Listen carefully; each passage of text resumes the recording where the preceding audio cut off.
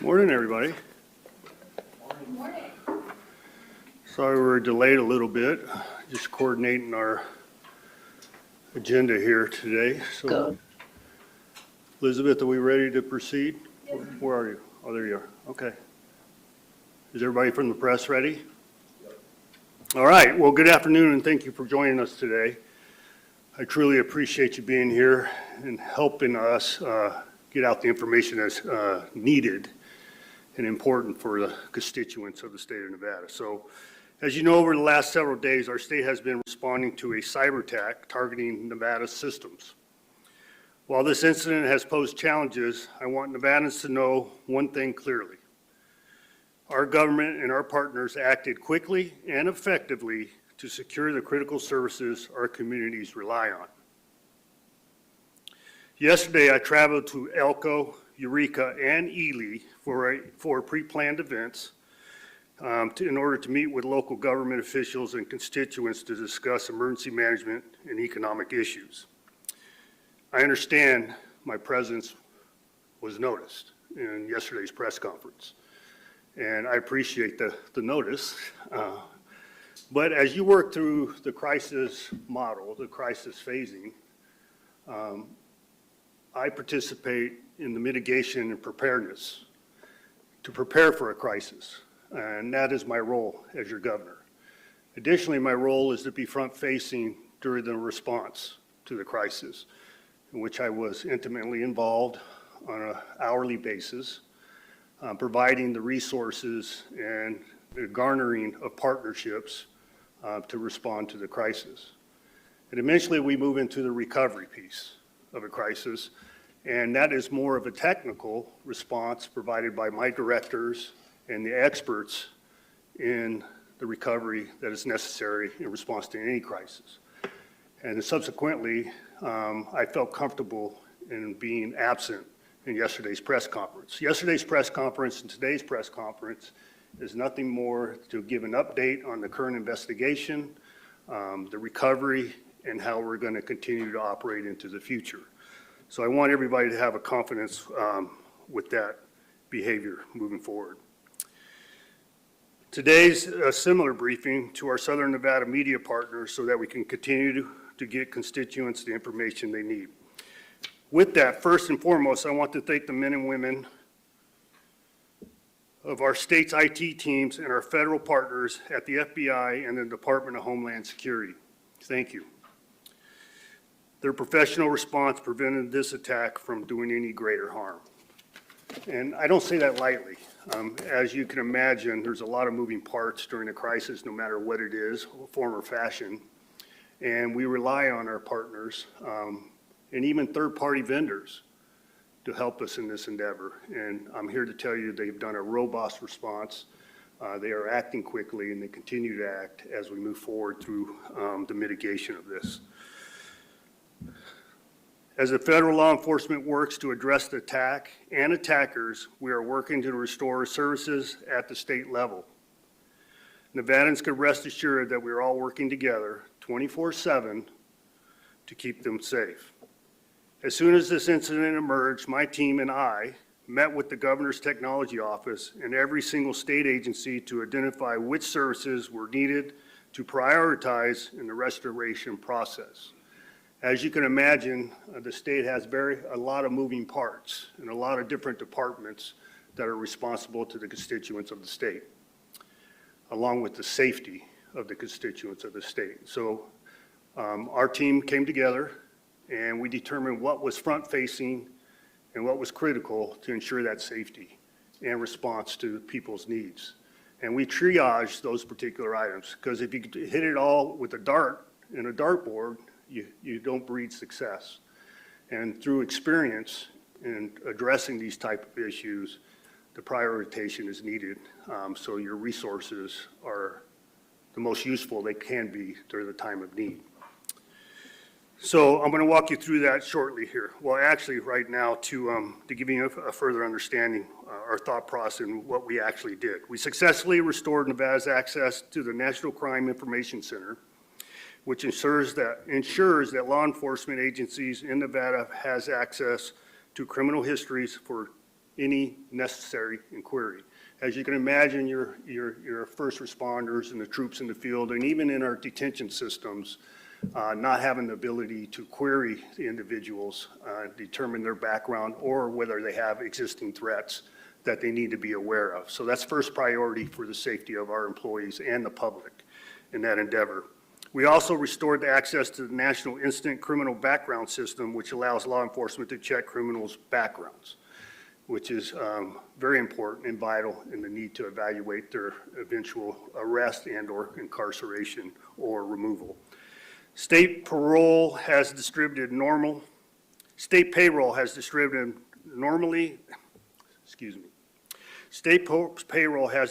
normally along with all PERS distributions for the month of August. In other words, all the employees involved in state government are getting paid as long as the retirees and their stipends that they receive on a monthly basis.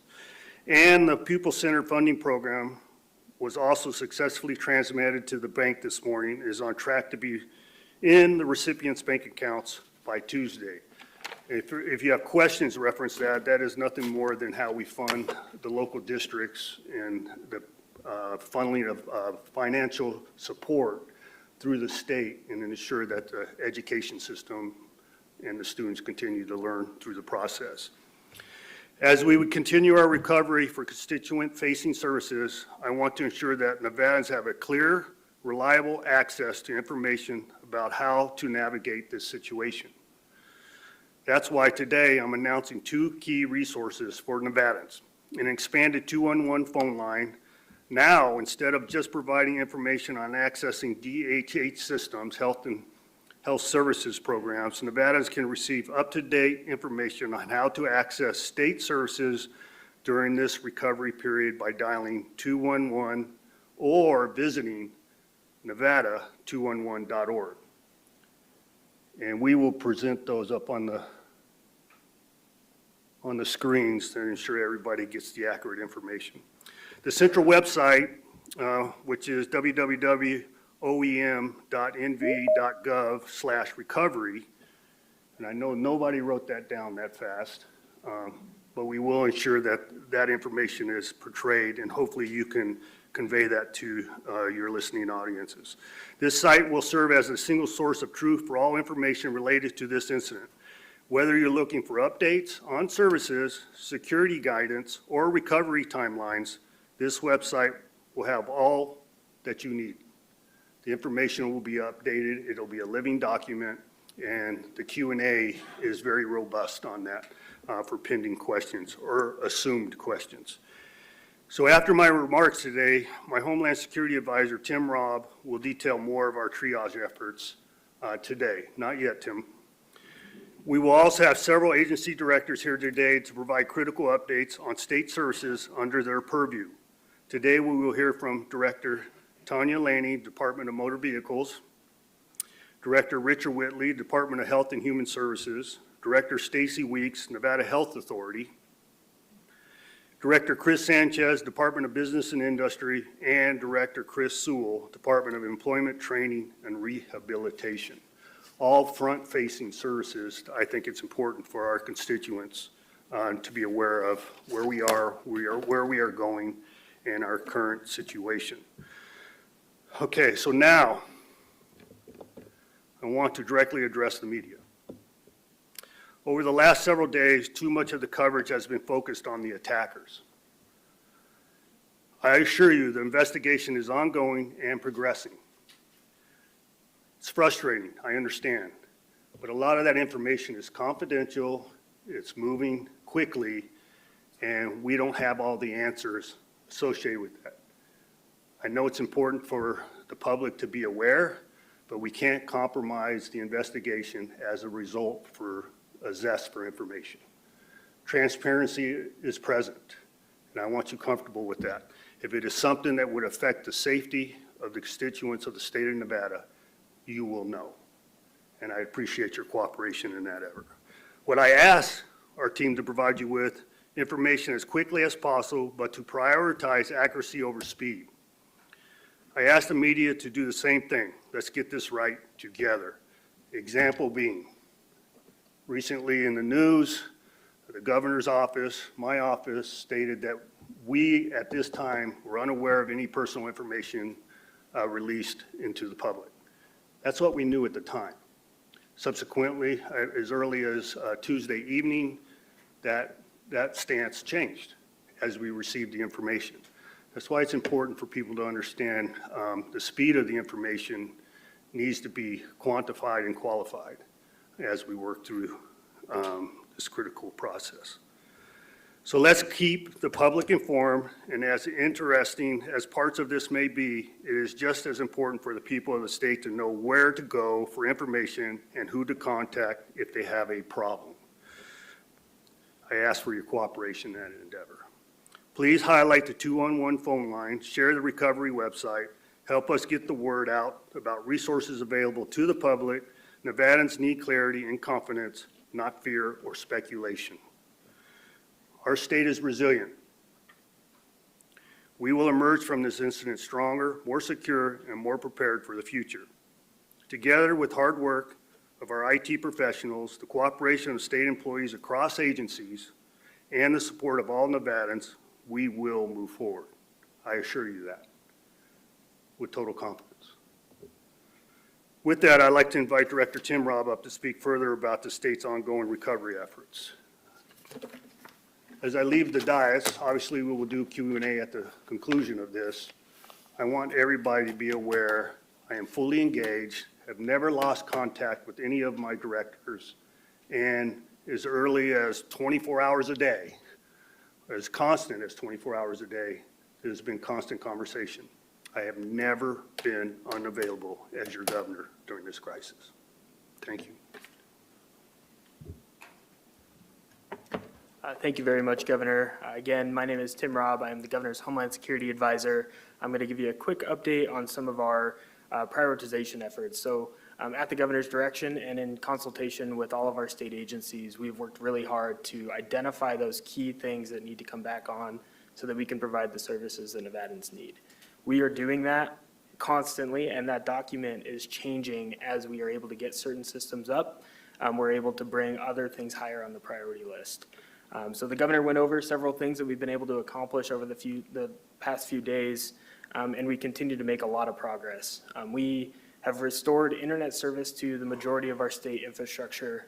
A lot of those offices that are still coming up are in the process of working with our governor's technology office to get there, and they will continue to make progress on eating away at the remaining offices that are struggling to connect to the internet.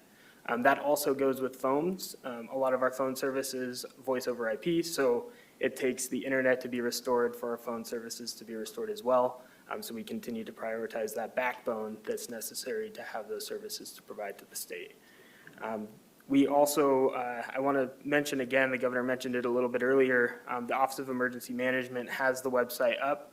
That will continually be updated. That will constantly be the place where we're putting as much information as we have on the services being provided. So as contact information for offices change and we continue to grow in our recovery efforts, that will be the place where Nevadans can go to find the information they need. Some things that we still have in progress that are pretty high on the priority list. So C-tax distributions to local governments. That's something that our local governments in the state really need, and we are on track to hopefully make those payments on time. And we continue to make progress as we move forward in getting those systems online to be able to do so.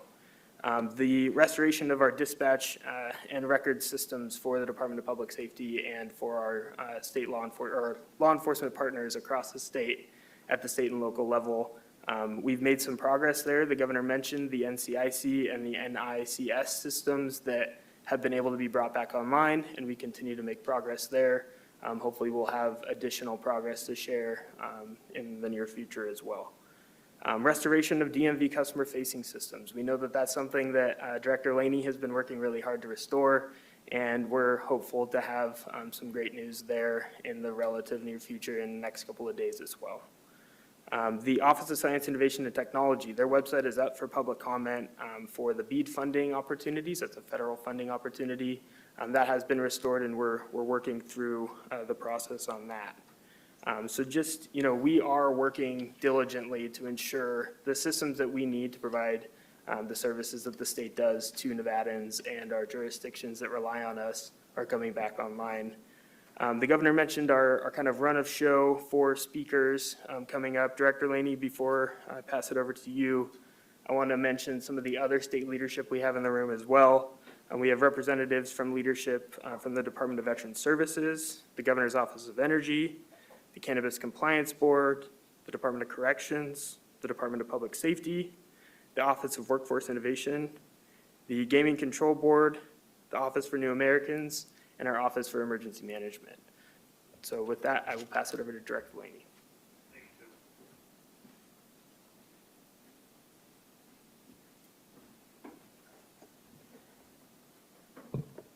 Good afternoon. I'm Tanya Laney, and I'm the Director of the Nevada Department of Motor Vehicles.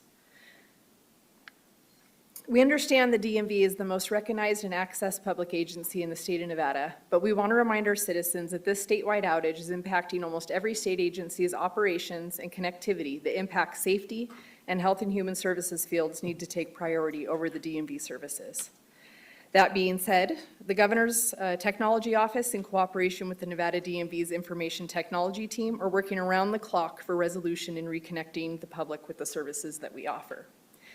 All DMV staff that can provide any assistance and support during the outage have been reporting to the offices on a daily basis. Any staff fully impacted by the outage are ready to return at a moment's notice to resume activities, and as of today, that is 100% of our staff that are in office. Absolutely every available staff member and vendor are all hands on deck with triaging possible solutions to get us back up and running as quickly as possible. Services that are currently available at the DMV are as follows. Know to Drive, driver's license permit testing online through our partners at Numo, rapid registration and turbo titling for private party sales and out-of-state transfers through our partners Salesforce and Slalom, online complaint system for our compliance enforcement division, and our contact center is utilizing chats to answer questions for customers, and our website is back online through the great work of our IT team and the assistance of AWS, Amazon Web Services. The website being up does not mean that online transactions are available. It simply means that our website is up so that we can now communicate with our constituents to let them know what is available and when our doors are going to reopen to the public. In addition, we continue to post updates as they become available on our DMV social media accounts, which include Facebook, Instagram, and X, and that's monitored by our public information officers. In addition, I'm pleased to announce today that in addition to the services that we've been offering since yesterday, we're also offering written tests for our CDL drivers and drive tests as well for the CDL community. We are in regular communication with our largest business partner in the state, the auto dealers in Nevada. We thank the Nevada Franchise Auto Dealers Association for their support, patience, and open communication with us during this outage. We hear your frustrations, and we are feverishly reviewing solutions to get back online to assist that community as fast as possible. In addition, we do have emission stations that are back online and processing emissions as of today. We are conducting a drive test as scheduled, and we are making up the backlog of the Monday and Tuesday missed appointments with additional staff that may have previously been drive examiners and moved to different divisions. We're bringing them in to catch up on that backlog, and we should be through that within the next couple days. Common concerns that are coming in, we hear you. We will be waiving any late fees or penalties that are occurring as a result of this outage. Any expiration dates that fall in the closure window are being programmed to be waived. Upon resuming in-person services, we will be honoring any appointments we were not able to see during the outage for a period of at least 2 weeks as a walk-in accommodation. We are working closely with the Governor's Office and our law enforcement partners to ask them to be lenient with customers that fall into this time frame. Let me be clear that this leniency is only going to apply to our customers that are expired during the outage period. We also hear the community when you're telling us that you feel like this is post-COVID times where individuals are going to use this as an excuse to drive around unregistered for another amount of time. We are paying attention to that, and this will only apply to the outage period, we can assure you. We are working closely with the governor's office to address any additional waivers or exceptions that may be needed in the coming days if we see that there's impact to other business areas outside of driver's license and registration that we've not thought of through the outage with expiration dates.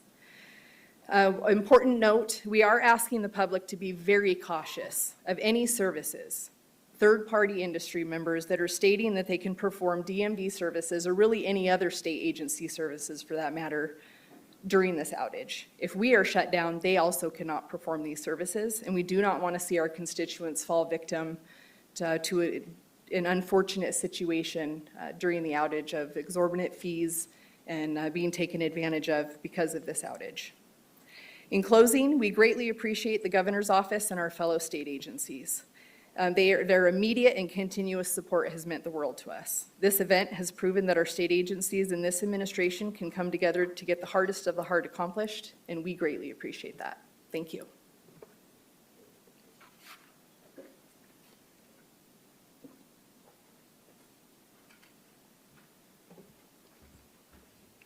Hi, my name is Richard Whitley. I serve as the Director for the Department of Human Services.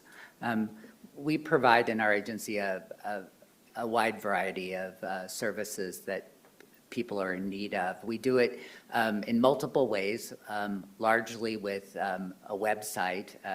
Access Nevada is a way to apply for the supportive services, everything from Medicaid application to supplemental nutrition assistance program, SNAP, or sometimes called food stamps, temporary assistance for needy families, that's cash assistance. These all serve people who are experiencing poverty in some way or have meta criteria of eligibility due to financial circumstances. That's been our primary entry point, and that system is not accessible right now.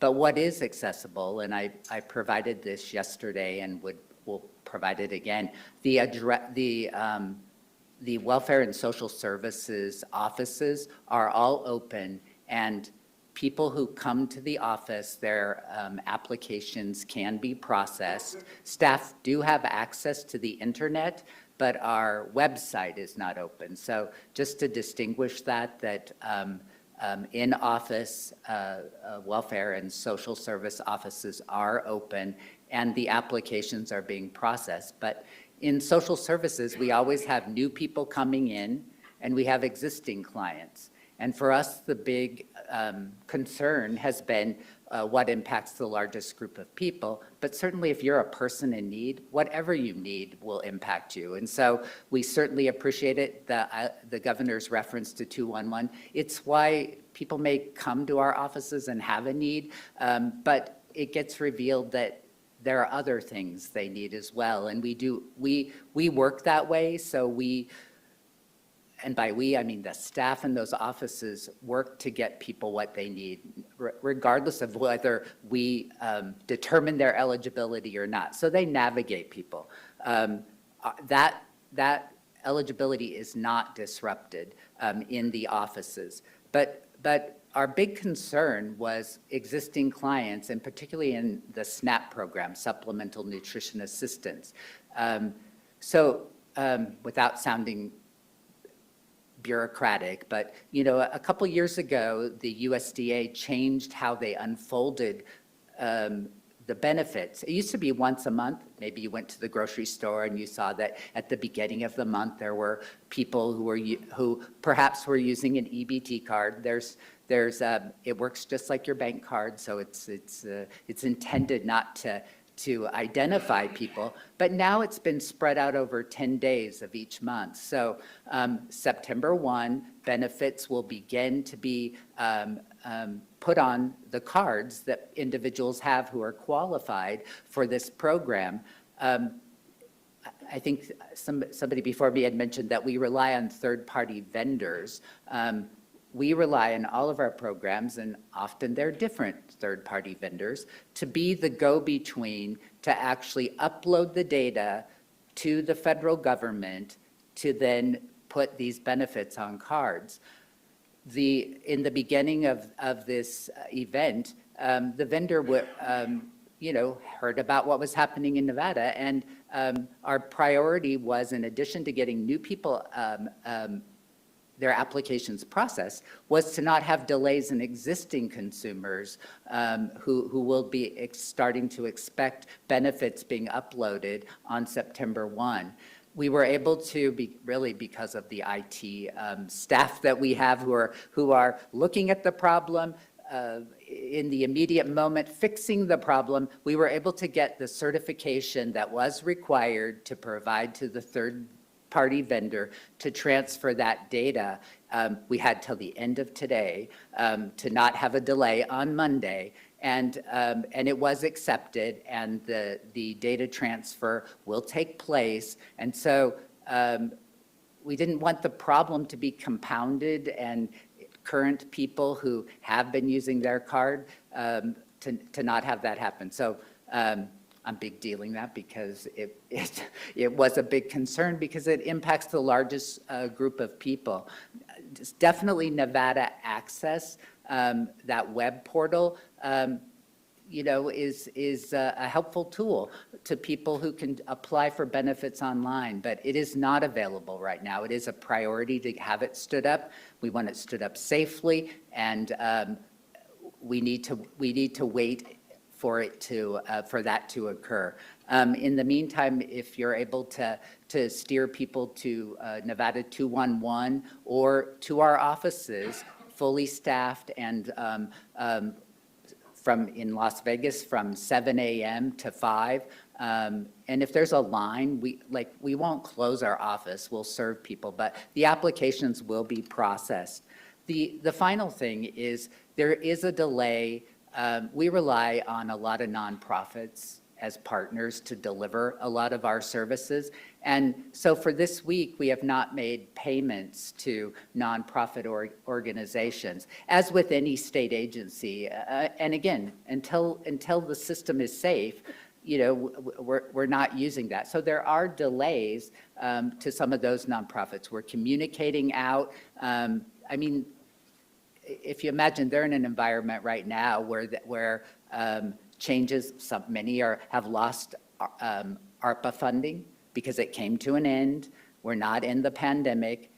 There was a big infusion to nonprofits for that funding. That went away.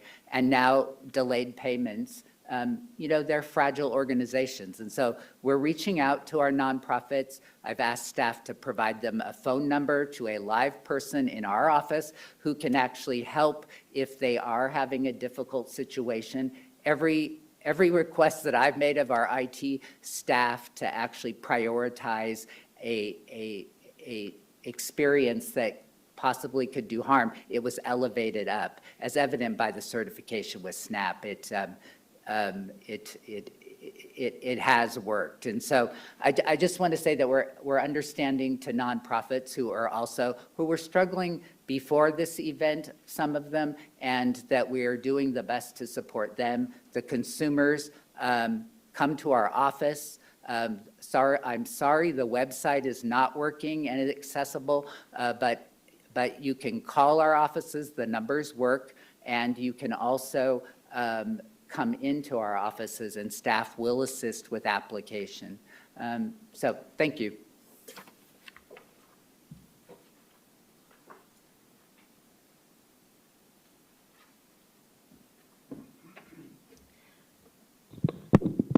Good afternoon. Hopefully you guys can hear me. I'm Stacy Weeks. I'm the director of the Nevada Health Authority.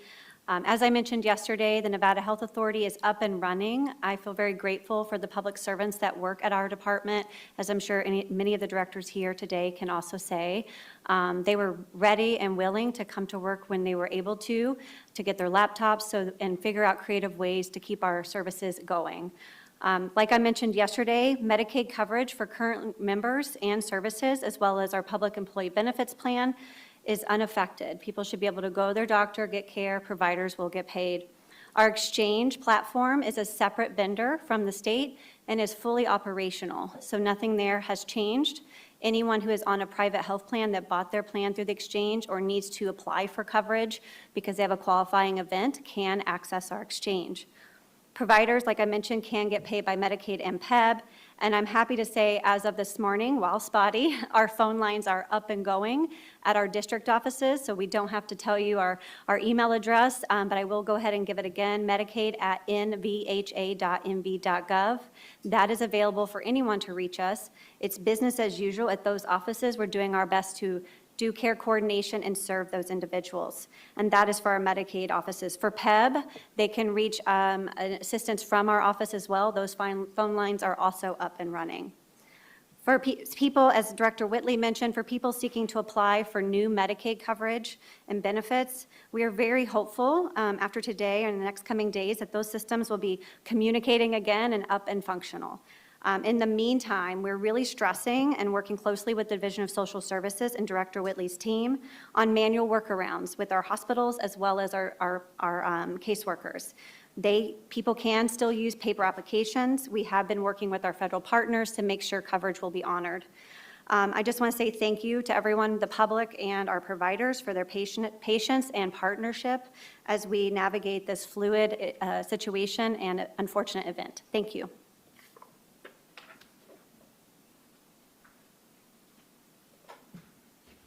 Good afternoon. I'm Chris Sanchez, the Director of the Department of Business and Industries, Nevada's regulatory agency. I also want to just thank everybody for their patience as we're working through this process.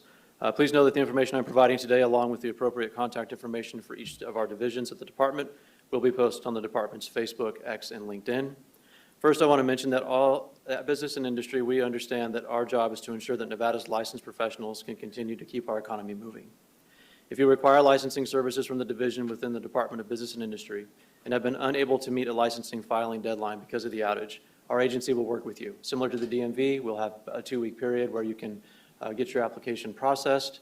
We will waive any late fees, and our goal is to continue to ensure that you can do the work that you're all doing.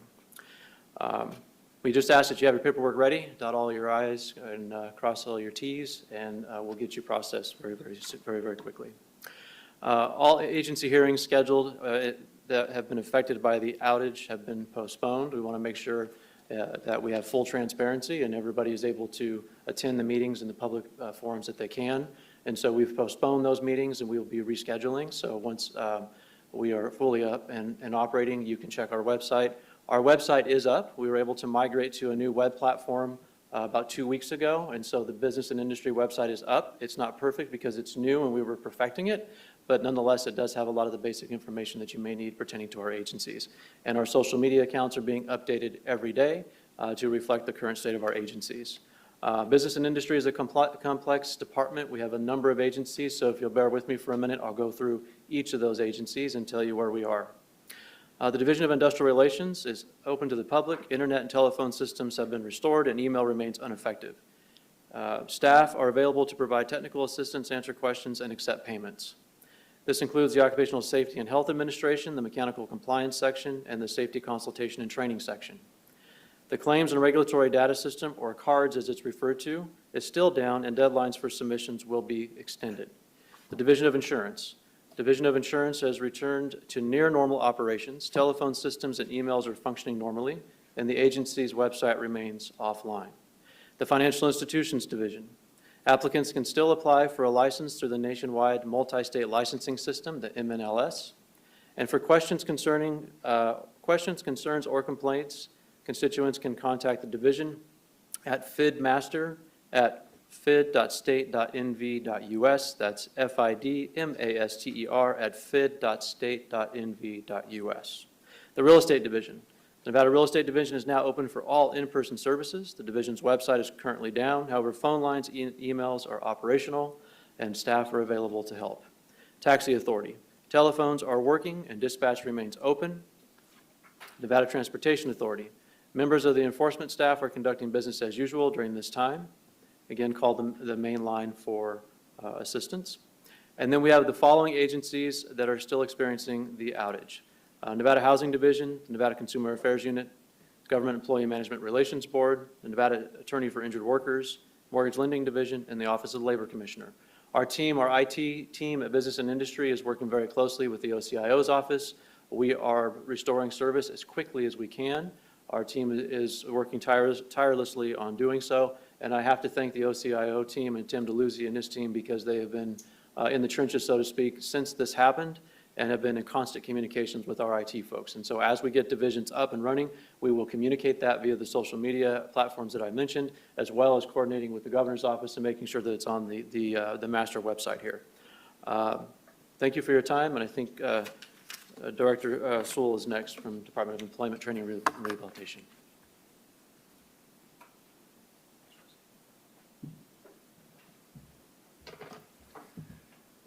Good afternoon.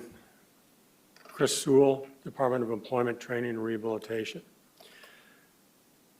Like I said yesterday, I want to assure everyone, every Nevadan, DETR is up and running and serving Nevadans.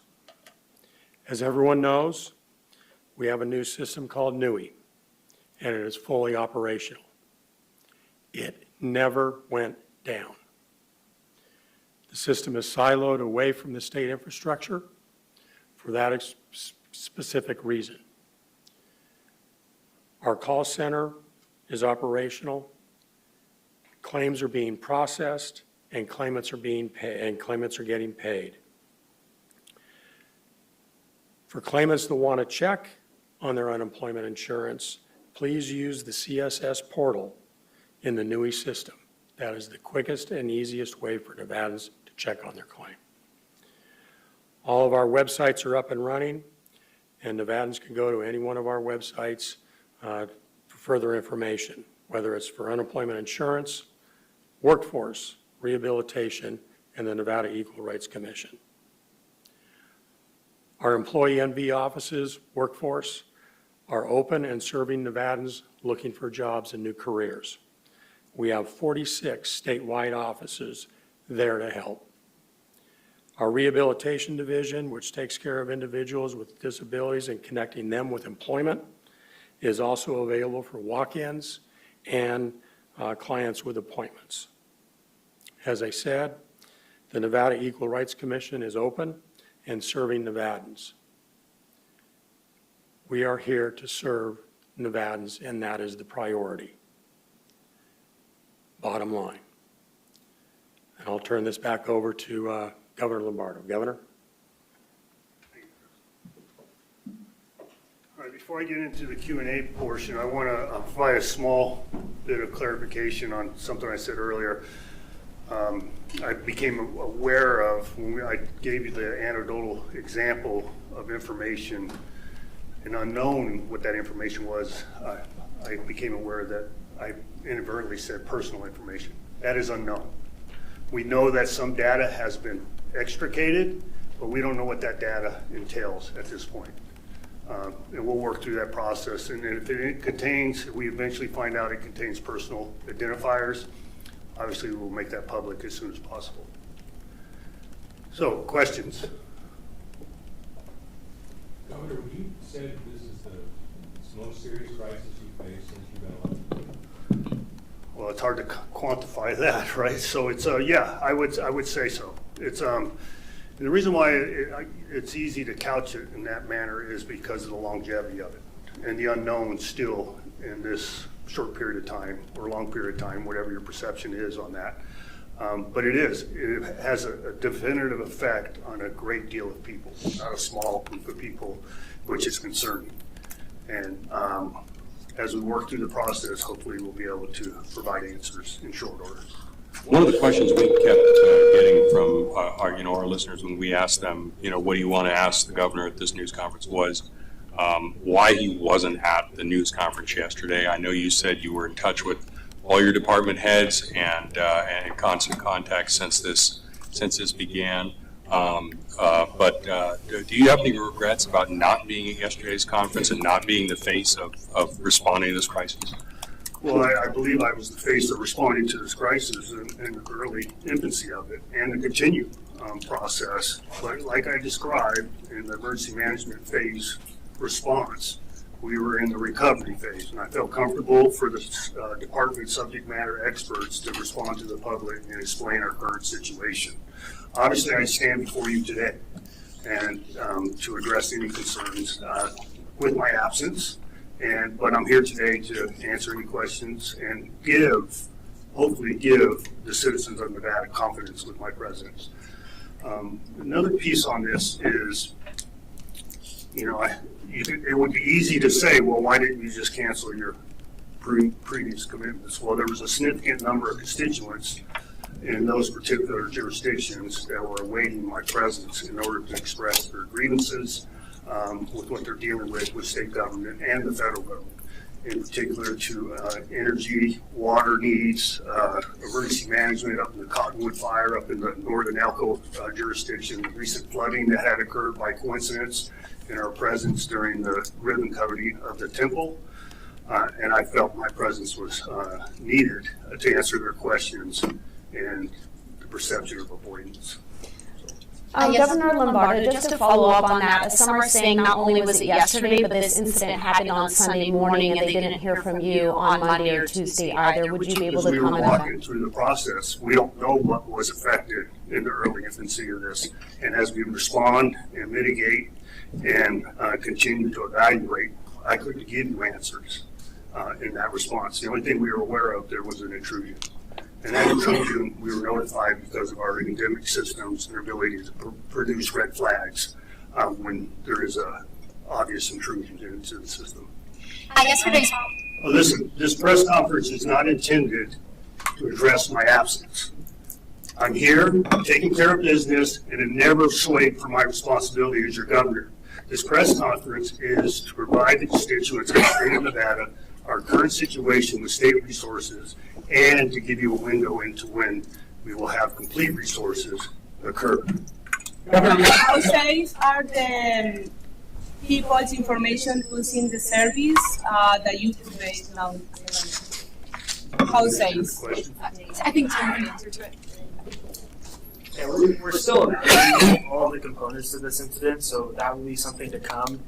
We are still understanding the breadth and the scope of what data may have left our system, and we'll continue to keep you up to date as we move forward. At yesterday's press conference, officials with the governor's technology office said that you will follow appropriate steps if you find that personal information was stolen. What will those steps be? So I think we may have Tim Galuzzi on the line that may be able to address that, but we can definitely follow up if he's not available to make that. It looks like they may be coming online here. Sorry. This is Tim Galuzzi. If there is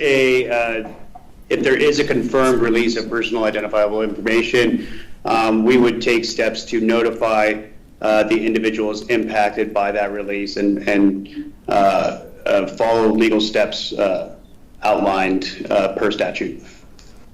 Has there been an audit of the cybersecurity systems prior to this incident? Tim, is that something you may be able to address? Can you repeat the question? Yeah, has there been an audit to the state cybersecurity systems before this incident occurred? This is Tim Galuzzi again. The state's technology infrastructure remains under pretty frequent audit from multiple entities pretty regularly. So I would have to answer yes. And what would those entities be exactly? Multiple federal entities from the Social Security Administration and other entities that we partner with. Should people take preemptive steps to protect themselves? In general, there's always steps that individuals should always take to protect themselves for risk of cybersecurity and protecting their personal identifiable information. I believe we talked yesterday about ensuring good password hygiene. We always recommend that people are always cognizant of phishing attempts, ensuring that we're not clicking on suspicious links, and just being wary of who's sending you emails, et cetera, and just becoming cyber aware and just understanding what threats might exist out there. You mentioned public information. There's no evidence that that has been taken, but I know a lot of locals, they are telling us that they're scared, they're worried that this is happening. What would you say to them, the people who are worried about this? Obviously, have patience, right? We understand their concern, and it's our first priority to inform people if their information has been compromised. We can't say that currently, okay? As we work through our third-party vendor to address this particular issue, we can get that information out as soon as possible. And as a follow-up, so many people are wondering how this can happen, how, a statewide closure of this magnitude can happen. Well, it's not a statewide closure. Sure. I'm going to provide that clarification. There's certain departments within the state have been affected. The state in totality has not been affected. We don't have a single point of failure in the state systems, and that's by design. All right, so as Chris Sewell mentioned, the Department of DETR, it is siloed separately to prevent those type of issues from happening. So unfortunately, this one was compromised, this particular silo. So we worked through it, and we're working through it, and I understand everybody's frustration. I'm frustrated. I wish I had the answers currently, but I have confidence in our response and our continued evaluation of the systems. Are the only agencies? I'm going to address your question that you presented earlier. So the mitigation factors and the firewalling and the prevention happens internally also. As a matter of practice within our IT services here at the state, passwords are changed, ordered to be changed constantly and timely in order to have access to the systems because of this particular concern. So we are always evaluating our existing systems. Do you have, is there a state policy? Steve, go ahead. Okay, Tim said yesterday this was a ransomware attack. Does the state have a policy in terms of how you deal with the ransomware attack? In other words, you will never pay or you will pay under certain... There's no absolute policy, but all those are under consideration. We do have an insurance policy that helps us in that decision making, but we evaluate the need to rebuild versus to pay a ransom at any time. Kyle Page, KLAS TV. Governor, one of the speakers said, for instance, he wasn't paying nonprofits, quote, until the system is safe. Are your systems offline because they're still compromised, or in other words, are you still under attack? Not necessarily under attack or compromise, but to ensure that they're safe. But are you under attack? At this point, no. Are the only agencies not affected on their own cloud services, and is there a reason why some agencies had cloud backups and some didn't? I'm sorry. One more time. Sorry. So some agencies, are the only state agencies not affected, are they the ones on cloud, had their own cloud backup, and is there a reason why some agencies had cloud backup and others didn't? We don't have a single point of failure across the entire state. Okay. And that's the reason why they're siloed in different silos. Okay. Governor Anders Gear, CBS News. Last year, Fulton County, Georgia, home of Atlanta, was hit by a ransomware attack. They refused to pay and ended up rebuilding their systems from scratch. Is that what's happening here right now in the state of Nevada? You guys are building essentially from your backups? We are currently evaluating the best path forward. But while we're evaluating that, we are rebuilding our systems as we speak. And is what is adding to the length of duration as to getting this? As you can imagine, the complicated systems and the amount of data that is within the system, it takes a long time for the merge of that information and the production ability to use that information. So any cyber attack, no matter what the intrusion level is, it's a very difficult situation to mitigate, and we're working through that process. Can you provide any comment on the cyber criminals' identities or motives, and if their actions are tied to other incidents across the state? Not this time. Have they contacted you? I'm sorry? Have the attackers contacted all the that state? information, we know that there was an intrusion, and we're evaluating how the intrusion occurred, and currently CISA from the federal government is evaluating whether there's a demand or the ability to receive additional information. Are you able to And share? identify the So that's not clear, though, that there's been a demand. Still, absolutely. No, it's clear there's been an intrusion. It's not clear The demand, what, I mean. what the motive was. Are you able to share what the ransom is? And then my second The question. answer to that question is no, I just answered. Okay. The second part is you were mentioning Dieter and how this worked out for them to stay up. Will more departments now be siloed moving forward to if this happened again, that they would be up and running immediately?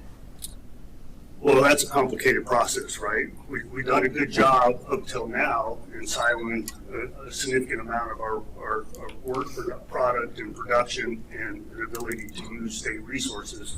And we'll determine whether that's a linchpin in our ability to function into the future.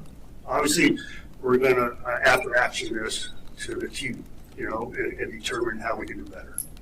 Governor, what was Nevada's level of preparedness to handle an event like this? Were you prepared? Was there any? I'm absolutely confident in our level of preparedness. Now, this isn't, nobody's been in a cave or under a rock in this past history.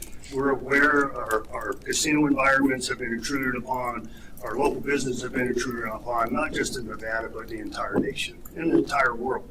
So it would be malpractice not in order to triage that, provide defenses against something like that happening, but you're always aware in the back of your mind it could happen. And that's why it's important for people to understand the emergency management phase in responding to a crisis. And the first two phases is mitigation and preparedness. Mitigation is preventing it from happening, and unfortunately you can't prevent everything from happening, all right? Example, this case. And the preparedness is, red teaming and doing everything you can, tabletop exercises, and have third parties attempt intrusion into your systems. We have done that. Unfortunately, they had access into our systems, and we're evaluating why. Anaya Collins, the Las Vegas Review-Journal. Have you guys been able to identify during your investigation what they were after, and do you guys know of any enemies you guys might have? I would answer your question similar to Mr. Jackson's question. No, we're not aware of what they were attempting to receive or what information they were attempting to have.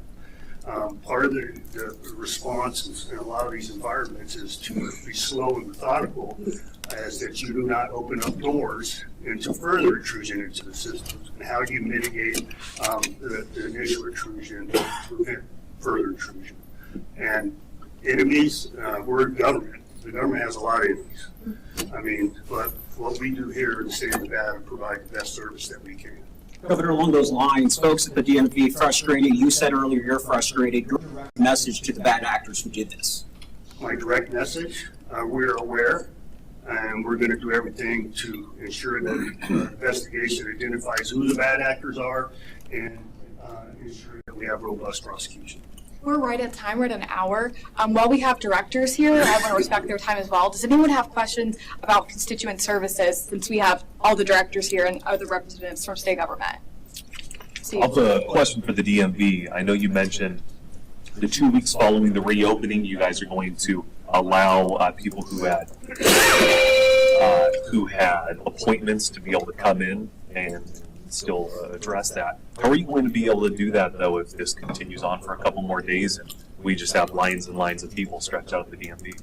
That's a great question. So, currently, on Tuesday evenings, we release a book of appointments for all day on Wednesday. We're hoping that Wednesdays will be able to absorb the bulk of the customers that were not able to meet their appointments. And then, of course, we're going to be asking repeatedly for the community's assistance in making sure that when our online services come back up, please, if you can do your transaction online, free up our window capacity for the customers that don't have a choice but to come into an office, and that will dramatically reduce the congestion that we see in our offices when we reopen.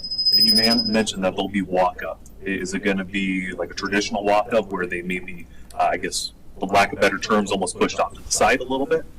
What we're planning to do at this point in time is, again, depending on the days of the closure, to your point, is we would first fill up our Wednesday appointment slots that are available, and then on the other days, because we're still accepting the appointments that have been booked out 60 and 90 days in advance, we will fill slots with canceled appointments with the individuals that are waiting, and then we'll in order of priority of importance of the transaction that's being done, we'll either help with permits to extend the timeout for them to come back, or if they're missing paperwork, the same thing, give them courtesy to come back and get that done at a later time without penalty, and then in order of priority of importance, those transactions done first, and then asking the customers that we can't help right away to come back on another day. If someone were to get a smog test done, is that information being sent to DMV currently, or is it still down? That information as of today is being sent to DMV. As a follow-up, for those who you're honoring as walk-ins later on, what happens with people who are coming in as walk-ins who weren't one of the missed appointments? Is there a way to give priority if the ones who were missed weren't able to fill one of the slots? Yes, again, depending on the transaction, we're going to take those to be served at our windows in order of priority. So if, for example, somebody needs a real ID to travel, we're going to get that in before somebody that needs to renew their registration or do a new registration if we can help them with a permit and ask them to come back on another day. Tim, just to clarify, you said that this was discovered noticed on Sunday morning and confirmed on Sunday night. Do you know how long the intrusion was going on before that? So that's still something being evaluated. I don't think that we can speculate on that detail. Yeah, but you just noticed it Sunday morning. Yes, right. Tim Galuzzi's team at the Governor's Technology Office did identify some anomalous behavior in that period and worked to quarantine that environment and take the proper precautions to make sure that other systems weren't impacted. And that was some of the effort that was done on Sunday. And it looks like Tim may have additional to add there. Yeah, that's correct. This is Tim Galuzzi. What we saw was initially anomalous network behavior. Upon investigation, troubleshooting of that anomalous network behavior, it was determined that it was a cybersecurity incident. And once that happened, we did enact our pre-planned cybersecurity action plan, and that was Sunday afternoon. Is there a reason that some agencies are siloed and some are not? So, I think we work to modernize our systems, right? I think the governor has also helped roll out some of our more modern systems in recent weeks and months. We continue to make those investments in state infrastructure to ensure that we can have the best available platforms to be able to provide the services to residents, and that's going to continue. Mr. Rob, earlier this month, there were two conferences, cybersecurity conferences held here in Las Vegas, Black Hat and DEF CON. Any indication at this point if that may have been why you guys were targeted here in the state of Nevada? I don't think we can speculate on any of that. There'll be maybe some out there who make the connection, message to those folks. I think we're still evaluating every component of this, and that will be ongoing. And I think there will be details to share further down the road, but that's not today. We have time for one more. I have one for the governor. Okay. Governor, what was compromised are the access points. Are they a result of an archaic tech system the state has? No, I wouldn't say that. I'm Tim Galuzzi, our IT director, very progressive, and the state has done some recent upgrades into the existing hierarchical system. But as you know how fast technology moves, right? And it's very difficult for a state organization to keep up with those movements, especially the various acts. But in today's current situation, I feel comfortable where we're at, but obviously we've been intruded upon, right? So we have to figure out why that happened, how it was able to happen, and ensure it doesn't happen into the future. Listen, everybody, thank you. Thank you for your good questions. Thank you for your interest, for your listeners. And thank you for giving us the opportunity to express our current situation and what the state can do today and what we'll be able to do tomorrow. And we will have constant updates reference to each service as it comes online. It may be done via personal contact through my communication unit, or it may be done online. And when it rises to a certain level total public interest, we will again convene a press conference similar to the situation to provide additional information. Thank you. Thank you. Thank you.